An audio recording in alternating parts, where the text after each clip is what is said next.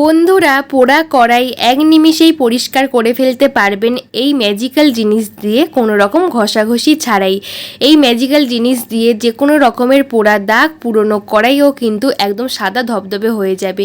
এই ম্যাজিক্যাল জিনিসটা কড়ার পিছনে দিলাম, এরপর কড়ার মধ্যে দিচ্ছে, আর কড়াটা কিন্তু অসম্ভব পুড়েছে, একদিনে পোড়েনি, থেকে থেকে পুড়েছে। এই ম্যাজিক্যাল জিনিসটা দিয়ে আমি রেখে দেবো আধ ঘন্টা রেখে দিয়েছি। এরপর তারের একটা স্কচব্রাইট নিয়ে ঘষলেই কিন্তু সেকেন্ডের মধ্যে যত রকমের পোড়া দাগ সব উঠে যাবে। এইভাবে একদম ফুলে ফেপে গেছে। এই ম্যাজিক্যাল জিনিসটা দেওয়ার কারণে ফুলে ফেপে কিন্তু সমস্ত রকমের পুরনো কড়াইয়ের দাগ সব উঠে যাবে।